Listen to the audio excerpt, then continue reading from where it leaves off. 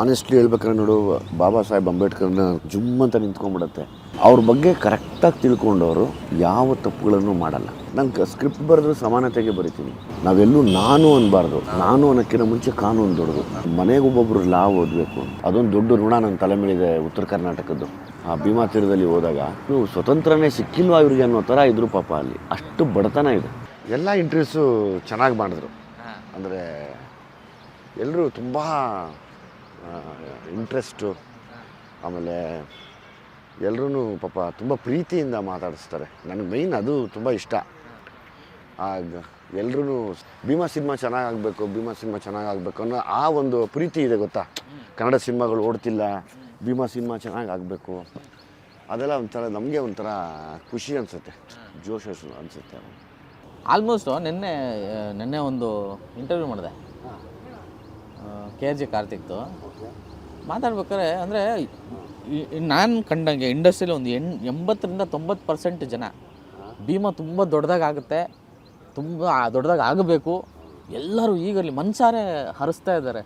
ಅಂದರೆ ಈ ಥರದೊಂದು ವೈಬು ಇಂಡಸ್ಟ್ರಿಯಲ್ಲಿ ಯಾವತ್ತೂ ಕ್ರಿಯೇಟ್ ಆಗಿರಲಿಲ್ಲ. ಈ ಥರದ ಟೈಮಲ್ಲಿ ಹಿಂಗೆ ಆಗ್ತಾ ಇರೋದು ಸಖತ್. ಅದ್ರ ಬಗ್ಗೆ ನಂಗೆ ತುಂಬ ಖುಷಿ ಇದೆ. ಆಮೇಲೆ ನಿನ್ನೆ ಗಾಂಧಿನಗರಕ್ಕೆ ಹೋದಾಗ ಮಾತಾಡ್ತಾಯಿದ್ರು, ಅಪ್ಪ ನೀನೇ ಈಗ ಎನರ್ಜಿ ಬೂಸ್ಟ್ರು, ನೀನು ಬಂದರೆ ಎಲ್ಲ ಬರ್ತೀವಿ ಅಂತ. ನಾನು ಸುಮ್ಮನೆ ಅಂದೆ, ಅಪ್ಪ ನಾವೇನೋ ಹೊಟ್ಟೆ ಪಾಡಿಗೆ ಮಾಡಿರ್ತೀವಿ, ನಮ್ಮ ಅಭಿಮಾನಿಗಳಿಗೆ ಅಷ್ಟು ದೊಡ್ಡ ಹೊರೆ ಒರೆಸ್ಬೇಡಿ ನಮ್ಮ ಮೇಲೆ. ನಮ್ಮದೊಂದು ಸಿಂಪಲ್ ಕಾಮನ್ ಸಿನಿಮಾ ಅಷ್ಟೇ.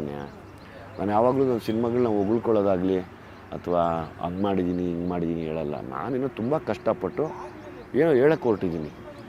ನಾನು ಹೇಳಕ್ಕೆ ಹೊರಟಿರೋದು ಅರ್ಥ ಆದರೆ ಸಖತ್ ಮಜಾ ಕೊಡುತ್ತೆ. ಅದ್ರ ಜೊತೆಗೆ ಭೀಮಾ ಸಿನಿಮಾಲಿ ನೀವು ಬಂದು ಕೂತ್ರೆ ಬೊಂಬಾಟ್ ನಗ್ಬೋದು, ಸಖತ್ತಾಗಿ ನಗ್ನಗ್ತಾ ಒಂದಷ್ಟು ವಿಷಯಗಳನ್ನು ಹೇಳ್ತೀನಿ. ಇದೇ ನಾನು ಮಾಡೋದು ಯಾವಾಗ. ನನಗೆ ಇವರೆಲ್ಲ ಮಾತಾಡೋದು ನೋಡಿ, ಈಗ ನನಗೆ ಒಂಥರ ಇದೇನಪ್ಪ ಇದು ನನ್ನ ತಲೆ ಮೇಲೆ ಆಗ್ತಾವ್ರೆ ಎಲ್ಲ ತಂದು. ಅಲ್ಲಿ ಜಯಣ್ಣವ್ರ ಆಫೀಸಲ್ಲಿ ಗಾಂಧಿ ಮುಂದಲ್ಲಿ ಡೈಲಿ ಇದೆ ಚರ್ಚೆ ಅಂತೆ. ಎಲ್ಲ ಇರೋ ಬರೋ ಪ್ರೊಡ್ಯೂಸರ್ಸ್ ಎಲ್ಲ ಜಯಣ್ಣ, ಯೋಗಿ, ಕೆ ಮಂಜು, KP ಶ್ರೀಕಾಂತ್ ಅವರು ಎಲ್ಲರೂ ಪಾಪ ಲಾಸ್ಟ್ ಟೈಮ್ ಆದರೆ ಶ್ರೀಕಾಂತ್ ಅವರು ನುಗ್ಗೋರು. ಈಗಲೂ ನಮ್ಮ ಪಾಪ ಇವರಿಬ್ಬರಿಗೂ ಕೆಲಸ.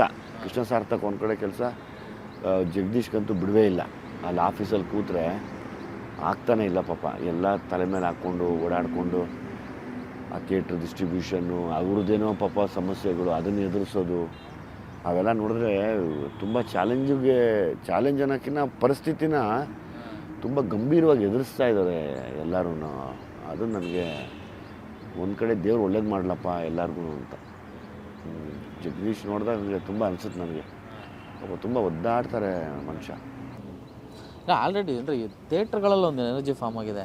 ಈ ಸಿಂಗಲ್ ಸ್ಕ್ರೀನ್ಸಲ್ಲಿ ಎಸ್ಪೆಷಲಿ ಆಲ್ರೆಡಿ ನಿಮ್ಮದು ಒಂದಷ್ಟು ಕಟ್ಔಟ್ಸ್ ಹಾಕಿದ್ದಾರೆ ಬೇರೆ ಥರ. ನೋಡಿದೆ ಸುಮ್ಮನೆ ಮಾತಾಡ್ಸೋಕೋದೆ, ಏನು ಸಾರ್ ಹಿಂಗೆ ಸಾರ್ ನೋಡಿ ಎಲ್ಲ ಖಾಲಿ ಇದೆ, ಭೀಮದ್ ಬಂದು ತುಂಬ್ತಾನೆ.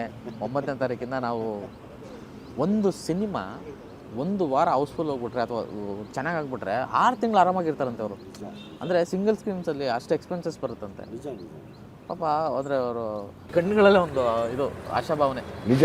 ಈಗ ಪಾಪ ಥಿಯೇಟ್ರನ್ನು ನಂಬ್ಕೊಂಡಿರ್ತಾರಲ್ಲ, ಈಗ ಅದೇನು ಅವ್ರಿಗೆ ಸಿನಿಮಾಗಳು ಚೆನ್ನಾಗಾದ್ರೇ ಅವರು ಜೀವನ ನಡೆಯೋದು. ಇಲ್ಲಾಂದರೆ ತುಂಬ ಕಷ್ಟ. ಒಂದು ಥಿಯೇಟ್ರ್ ಮೇಂಟೈನ್ ಮಾಡೋದಿದೆಯಲ್ಲ, ಸ್ಟಾಫು ಮತ್ತು electricity bill, water bill, maintenance ತುಂಬ ಕಷ್ಟ.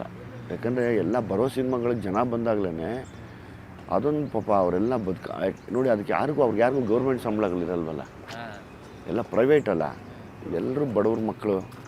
ನಾನು ಈಗ ಮೊನ್ನೆ ಒಂದು ನಮ್ಮ ರಾಬಿನ್ ಥಿಯೇಟ್ರಿಗೆ ಹೋದಾಗ ನೋಡಿದೆ, ಎಲ್ಲ ನಾರ್ತ್ ಕರ್ನಾಟಕದಿಂದ ಬಂದವೆ. ನಾನೆಲ್ಲ ರೇಗಿಸ್ತೆ, ಎಲ್ಲ ಹೀರೋ ಆಗಕ್ಕೆ ಬಂದಿದ್ರ ಇಲ್ಲಿಗೆ ಅಂತ. ಅದಕ್ಕೆ ಇಲ್ಲ ಅಣ್ಣ ಅಂತ ಇದ್ರು. ಮೊನ್ನೆ ಇದು ನಿಮ್ಮ ಗುಲ್ಬರ್ಗದ ಫ್ಯಾನ್ಸ್ ಸಿಕ್ಕಿದ್ರು. ಅವ್ರು ಮಾತಾಡಿದ್ಬಿಟ್ಟು ತಲೆ ಕೆಟ್ಟೋಯ್ತು ನನಗೆ. ಏನು ಈ ರೇಂಜ್ಗೆ ಅಂತ ಅಷ್ಟೊಂದು ನೋಡಿ ಸರ್ ಹೆಂಗೆ ಕಾಯ್ತಾ ಇದ್ದೇವೆ ಗೊತ್ತಾ ಸರ್ ಅಂತ. ಅಲ್ಲಿ ನಿಮಗೆ ಆ ಕಡೆ ಕನೆಕ್ಟ್ ತುಂಬ ದೊಡ್ಡದಾಗಿ ಬೆಳೆದಿದೆಯಲ್ಲ, ಹೇಗೆ ಗೊತ್ತಿಲ್ಲ ಪ್ರವೀಣ್. ಅದು ನಾನು ಭೀಮಾ ತೀರದಲ್ಲಿ ಮಾಡಿದ್ಮೇಲೆ ನನ್ನನ್ನು ತುಂಬ ಇಷ್ಟಪಟ್ಟರು. ಆಮೇಲೆ ಅದೇನೋ ಒಂದು ಕನೆಕ್ಷನ್ ನನಗೂ ಅವ್ರಿಗೂ. ಬಹುಶಃ ಅದೊಂದು ದೊಡ್ಡ ಋಣ ನನ್ನ ತಲೆ ಮೇಲಿದೆ ಉತ್ತರ ಕರ್ನಾಟಕದ್ದು. ಹಾಗಾಗಿ ನಾನು ಉತ್ತರ ಕರ್ನಾಟಕದಿಂದ ಯಾರೇ ಬಂದ್ರೂ ತುಂಬಾ ಗೌರವ ಕೊಡ್ತೀನಿ. ಯಾಕೆಂದರೆ ಅಲ್ಲಿರುವಂಥ ಬಡತನ ಆಗಲಿ, ಅಲ್ಲಿ ಅವರು ಅನುಭವಿಸೋದಾಗಲಿ, ನಾನು ಓಡಾಡಿದಾಗ ನೋಡಿದ್ದು ಆ ಭೀಮಾ ತೀರದಲ್ಲಿ ಹೋದಾಗ ಎಲ್ಲೋ ಇನ್ನೂ ಸ್ವತಂತ್ರನೇ ಸಿಕ್ಕಿಲ್ವಾ ಇವ್ರಿಗೆ ಅನ್ನೋ ಥರ ಇದ್ರು ಪಾಪ. ಅಲ್ಲಿ ಅಷ್ಟು ಬಡತನ ಇದೆ. ಆ ಏರಿಯಾಸ್ ಎಲ್ಲ ಚೆನ್ನಾಗಿ ಈಗೆಲ್ಲ ಚೆನ್ನಾಗಿ ಇಂಪ್ರೂವ್ ಆಗ್ತಾವ್ರೆ.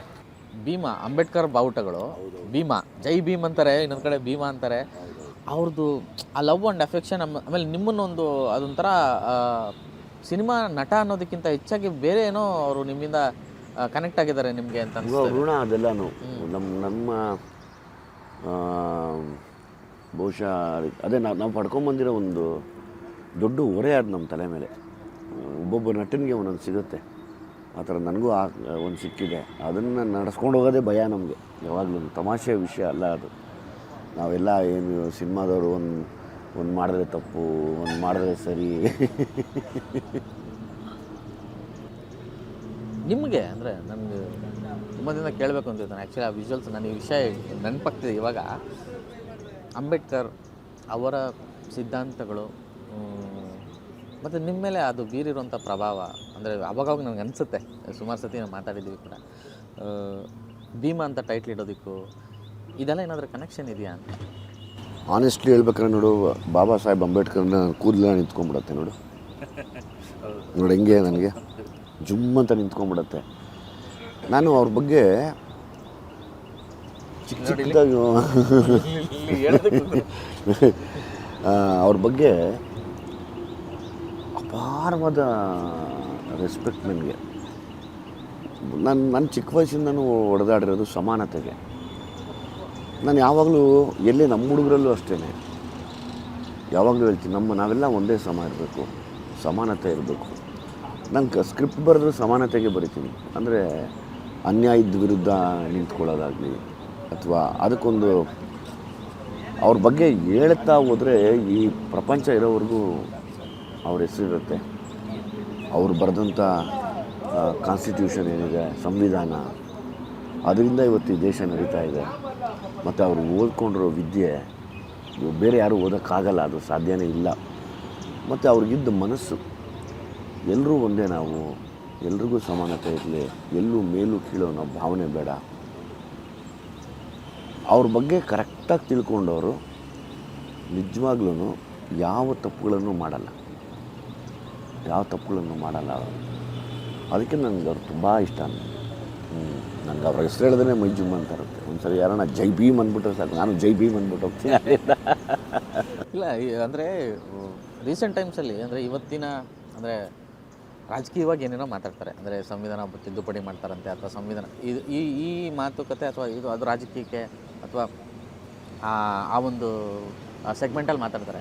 ಬಟ್ ಮೂಲಭೂತವಾಗಿ ನಮ್ಮಂಥ ಸಾಮಾನ್ಯರು ಇರೋವಂಥದ್ದು ಆ ಸಂವಿಧಾನದ ಅಡಿಯಲ್ಲೇ ನಾವು ಬದುಕ್ತಾ ಇರೋದು, ನಮ್ಮ ಬದುಕುಗಳನ್ನ ಕಟ್ಕೊಂಡು. ನಾನು ಮೊನ್ನೆ ಅದು ನಿಂಟಲ್ಲಿ ಮಾತಾಡಿದೆ, ದಯಮಾಡಿ ಮಕ್ಕಳಿಗೆ, ಹೈಸ್ಕೂಲ್ ಮಕ್ಕಳಿಗೆ ಫಸ್ಟು ಆಲ್ರೆಡಿ ಇದೆ ಕಾನ್ಸ್ಟಿಟ್ಯೂಷನಲ್ ರೈಟ್ಸ್ ಅಂತ ಇದೆ, right to speech, right to freedom, ಅವೆಲ್ಲವೂ ಇದೆ. ಅದ್ರದ್ದು ಇನ್ನೊಂದಷ್ಟು ಕ್ಲಾಸ್ಗಳು ತೊಗೊಳ್ಳಿ, ಅವ್ರ ಬಗ್ಗೆ ಒಂದಷ್ಟು ನಾಟಕಗಳನ್ನು ಮಾಡಿಸಿ ಅವ್ರ ಬಗ್ಗೆ. ಯಾಕಂದರೆ ಕೆಲವು ಮಕ್ಕಳಿಗೆ ಪುಸ್ತಕ ಓದೋಕ್ಕೆ ಡಲ್ ಅನ್ನಿಸ್ತಾರೆ, ಅದನ್ನು ನಾಟಕದ ರೂಪದಲ್ಲಿ ತಂದು ಎಲ್ಲ ಸ್ಕೂಲಲ್ಲೂ ಕಲಿಸಿ, ಅದಾದಮೇಲೆ ಬೇಸಿಕ್ ಲಾ ಮಕ್ಕಳಿಗೆ, ಸ್ಪೆಷಲಿ ಅಬೌಟ್ ದ ಕ್ರೈಮ್. ಈಗ ನಾನು ಜನರಲಿ ಎಲ್ಲ ಕಡೆ ಓಡಾಡ್ತೀನಿ. ಈಗ ಸಲಗ ಮಾಡಿದಾಗ ಜೂನಿಯಲ್ ಮಕ್ಕಳು, ಅಂದರೆ ಜೂನಿಯಲ್ಸ್ ಅಂತ ಕರೀತಾರೆ, ಅಂಡರ್ 18 ಕ್ರೈಮ್ ಮಾಡೋರನ್ನ ಜೂನಿಯಲ್ಸ್ ಅಂತ ಕರೀತಾರೆ. ನಾನು ಅದು ನೋಡಿದಾಗ ಒಂದೇ ಅನಿಸಿದ್ದು, ಇಲ್ಲ ಇವ್ರು ಯಾರಿಗೂ ಕಾನೂನು ಪಾಠ ಆಗಿಲ್ಲ. ನಮ್ಗಳಿಗೆ ಆಮೇಲೆ ಗೊತ್ತಾಯಿತು ಕಾನೂನು ಅಂದರೆ ಅಷ್ಟು ದೊಡ್ಡದು. ನಾವೆಲ್ಲೂ ನಾನು ಅನ್ನಬಾರ್ದು, ನಾನು ಅನ್ನೋಕ್ಕಿಂತ ಮುಂಚೆ ಕಾನೂನು ದೊಡ್ಡದು. ಈಗ ಹೈಸ್ಕೂಲ್ ಮಕ್ಕಳಿಗೆ ಅದರ ಪರಿಚಯ ಮಾಡಿಕೊಡೋದ್ರಿಂದ, ಕಾನೂನಿನ ಪರಿಚಯ ಮಾಡಿಕೊಡೋದ್ರಿಂದ ಒಂದಷ್ಟು ಬಾಲ ಅಪರಾಧಿಗಳನ್ನ ತಡಿಬೋದು ನಾವು. ಚಿಕ್ಕ ವಯಸ್ಸಲ್ಲಿ ಕ್ರೈಮ್ ಮಾಡ್ತಾರಲ್ಲ, ಅದನ್ನು ತಡಿಬೋದು. ಯಾಕಂದರೆ ಅವ್ರಿಗೊಂದು ಭಯ ಬರುತ್ತೆ. ಈಗ ಜನರಲಿ ಏನಾಗುತ್ತೆ, ಪೊಲೀಸವರು ಅಂದ್ರೇ ಭಯ ಬೀಳ್ತಾರೆ. ಕೆಲವರು ಯಪ್ಪ ಅವರ ಸರಿ ಇಲ್ಲ ಅಂತಾರೆ. ಆದರೆ ಅವರು ಕಾನೂನನ್ನ ಪರಿಪಾಲನೆ ಮಾಡ್ತಿರ್ತಾರೆ.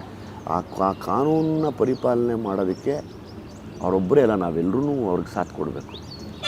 ಆ ವಿಷಯದಲ್ಲಿ ಹೈಸ್ಕೂಲ್ಗೆ ಶುರು ಮಾಡಿ ಆಲ್ಮೋಸ್ಟ್ ಒಂದು ಹೈಸ್ಕೂಲ್ ಬಿಟ್ಟು ಹೋಗೋಷ್ಟೊತ್ತಿಗೆ ನಾನು ಒಬ್ಬನ್ನ ಮ್ಯಾನ್ ಹ್ಯಾಂಡ್ಲಿಂಗ್ ಮಾಡಿದ್ರೆ, ಒಬ್ಬನ್ನ ಹೊಡೆದ್ರೆ ಅದು ಕಾನೂನು ಪ್ರಕಾರ ತಪ್ಪು ಅಂತ ಗೊತ್ತಾಗಬೇಕು. ಯಾವಾಗ ಅರಿವಾಗತ್ತೆ ನಾವು ನಮ್ಮ ದೇಶದಲ್ಲಿ ಈ ಬಾಲ ಅಪರಾಧಗಳನ್ನ ತಡಿಬೋದು. ಆ ಅಪರಾಧಗಳಲ್ಲಿ ಸುಮಾರು ನಾನು ನೋಡಿದೆ ಆ ಮಕ್ಕಳನ್ನ, ಪಾಪ ಏನೂ ಗೊತ್ತಿಲ್ಲ ಅವಕ್ಕೆ, ಆ ಟೈಮ್ಗೆ ಆಗ್ಬಿಟ್ಟಿದೆ. ಆ ಟೈಮ್ಗೆ ಅವ್ರಿಗೆ ಬರೋ ಕೋಪಕ್ಕೋ ಏನಕ್ಕೋ ಬಲಿಯಾಗಿ ಅವರು ಕ್ರೈಮ್ಗಳು ಮಾಡಿಬಿಟ್ಟಿದ್ದಾರೆ. ಅವ್ರನ್ನ ನೋಡಿದಾಗ ಲಿಟ್ರಲಾಗಿ ಹತ್ತಿದ್ದೀನಿ. ಇವತ್ತು ಯಾರೋ ಒಬ್ಬ ಪವರ್ಫುಲ್ ವ್ಯಕ್ತಿ ಇಲ್ಲಿ ತಪ್ಪು ಮಾಡಿದಾಗ ಅವನನ್ನು ತಪ್ಪಿಸೋಕ್ಕೆ ಅಂತಲೇ ಏನೇನೋ ನಡೆದು ತಪ್ಪಿಸ್ಬಿಟ್ಟು ಕರ್ಕೊಂಬಂದು ಮನೇಲಿಟ್ಕೊಂಡು ಇವತ್ತು ತಿರ್ಗಾ ಸಾಕ್ತಾ ಇದ್ದಾರೆ.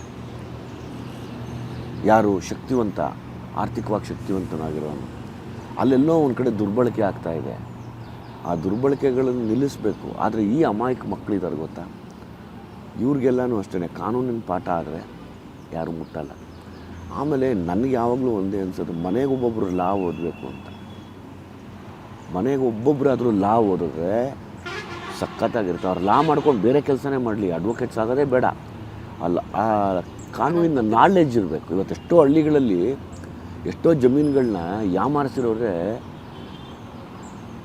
ಆ ಮನೆಗಳಲ್ಲಿ ಒಬ್ಬೊಬ್ಬ ಲಾ ಓದಿರೋ ಹುಡುಗನೋ ಹುಡುಗಿನೋ ಉಟ್ಕೊಂಡ್ರೆ ಯಾರ ಜಮೀನು ಯಾರು ಯಾಮಾರ್ಸೋಕ್ಕಾಗಲ್ಲ. ಯಾಕಂದರೆ ಅಷ್ಟೂ ಜನ ಹೋಗಿ ಎಷ್ಟೋ ದೂರಕ್ಕೆ ಹೋಗಿ ಒಬ್ಬ ಅಡ್ವೊಕೇಟ್ನ ಪಾಪ ಮೀಟ್ ಮಾಡ್ತಾರೆ. ಅದು ತಪ್ಪಬೇಕು ಅಂದರೆ ಪ್ರತಿಯೊಂದು ಮನೆಯಲ್ಲೂ ಒಂದೊಂದು ಮಗು ಲಾ ಓದಬೇಕು. ಲಾ ಓದಿ ಬೇರೆ ಕೆಲಸನೇ ಮಾಡಲಿ, ಇಷ್ಟ ಇರೋರು ಅಡ್ವೊಕೇಟ್ ಆಗಲಿ. ಯಾವಾಗ ಕಾನೂನಿನ ಜ್ಞಾನ ಬಂದ್ಬಿಡುತ್ತೆ, ನನಗೆ ಗೊತ್ತಿರೋಂಗೆ ಕ್ರೈಮು, ಅನ್ಯಾಯ ಎಲ್ಲ ತಡೆಗಟ್ಟಬೇಕು. ಸಂವಿಧಾನ ಮತ್ತು ಕಾನೂನು ಎರಡೂ ಸಂವಿಧಾನದ ಪಾಠ. ಆ್ಯಕ್ಚುಲಿ ನಾನು ಇದನ್ನು ಅವಾಗ ನಾವೇನು ಮಾಡ್ತಿದ್ವಿ, ಸುಮ್ಮನೆ ಗಟ್ ಮಾಡ್ತಿದ್ವಿ, right to freedom, right to speech, right to ಅದು ಇದು ಅಂತ. ಬಟ್ ನಮ್ಗೆ ಇದು ಅಂತ ಗೊತ್ತಾಗಲಿಲ್ಲ. ನಾವು ಬರೀ ಗಟ್ ಮಾಡಿಬಿಟ್ಟು ಮಾರ್ಕ್ಸ್ಗೆ ಅಂತ ಬರಿತಾ ಇದ್ವಿ. ಆದರೆ ನಮ್ಗೆ ಆಮೇಲೆ ಗೊತ್ತಾಯಿತು, ಇಲ್ಲ ಇದು ತುಂಬ ಪವರ್ಫುಲ್ ಆಗಿದೆ ಅನ್ನೋದು. ಅದು ಎಲ್ಲ ಮಕ್ಕಳಿಗೂ ಗೊತ್ತಾಗಬೇಕು. ಈಗ ಹೊರಗಡೆ ಕಂಟ್ರೀಲಿ ಏನಾಗಿದೆ, ನನ್ನ ಫ್ರೆಂಡ್ಸ್ ಇದ್ದಾರಲ್ಲ, ಈ ಪೇರೆಂಟ್ಸ್ ಏನೋ ಒಂಚೂರು ನಾನು ಇಲ್ಲಿ ಹೊಡಿತೀನಿ ಅಂದ ತಕ್ಷಣ ಕಾಲ್ ದ ಕಾಪ್ಸ್ ಅಂತಾರಂತೆ. ತಮಾಷೆಗೆ ಅವ್ರನ್ನ ಹೇಳ್ಕೊಂಡು ಆ ಥರ ನಗ್ತಾರೆ, ಹಿಂಗಿದೆ ಪರಿಸ್ಥಿತಿ ಇಲ್ಲಿ ಅಂತ. ಆ ಜ್ಞಾನ ಮಕ್ಕಳಿಗೆ ಬರಬೇಕು. ಅವಾಗೇನು ಮಾಡ್ತಾರೆ, ಅವರು ತಪ್ಪು ಮಾಡೋದು ನಿಲ್ಲಿಸ್ತಾರೆ, ಅಥವಾ ಎಷ್ಟೋ ತಪ್ಪುಗಳನ್ನ ಹಿಡ್ಕೊಡ್ತಾರೆ. ಯಾವತ್ತು ಮಕ್ಕಳು ಹಿಡ್ಕೊಡ್ತಾರೆ ಅವ್ರು ಬೇರೆನೇ ಶಕ್ತಿ ಅಲ್ವೇನಪ್ಪ. Hi sir, good morning. ಮತ್ತೆ ಕೋರ್ಟ್ಗೆ ಹೋದಾಗ ನಿಮ್ಗೆ ಯಾವಾಗಲೂ ಮಹಾಭಾರತನ ಮುಚ್ಚಿಬಿಟ್ಟೆ ನಾನು ಹೇಳುವುದೆಲ್ಲ ಸತ್ಯ ಅಂತ ಪ್ರಮಾಣ ಮಾಡಿಸ್ತಾರೆ. ಹೌದು, ಯಾಕೆ ಹೆದರ್ಬೇಕು? ಇವತ್ತು ನಾನೇನು ಭೀಮಾಲ್ ತೋರ್ಸೋಕೆ ಹೊರಟಿದ್ದೀನಿ. ಆ ಇನ್ಸಿಡೆಂಟ್ಗಳು ತಡೆಗಟ್ಟಿ ತ್ರಿಪುರ ಎಲ್ಲೋ ನಾನು ಓದಿದ್ದು 8,000 ಜನ ಮಕ್ಕಳು HIV ಸತ್ತೋಗ್ತಾರೆ. ಬೆಂಗಳೂರು ಒಳಗಡೆ ಗಾಂಜಾ ಬರುತ್ತೆ ಅಂದರೆ ಎನ್ಕೌಂಟರ್ ಮಾಡ್ತಾರೆ ಅಂತ ಆಗಬೇಕದು. ನಾನು ನೋಡಿರೋ ಪುಣ್ಯಕ್ಷೇತ್ರಗಳಲ್ಲಿ ಸಿದ್ಧಗಂಗಾ ಮಠ ಕೂಡ ಒಂದು. ಇವತ್ತು AC ಶೋರೂಮ್ ಹಾಸ್ಟೆಲ್ ಇಡ್ತಾರೆ, ಅವ್ರು ಯಾರು ಉದ್ಧಾರ ಆಗಿರಲ್ಲ. ಇಲ್ಲಿ ಮಠದಲ್ಲಿ ಓದಂಥ ಮಕ್ಕಳು ಇದುವರೆಗೂ ಕೆಟ್ಟಿಲ್ಲ.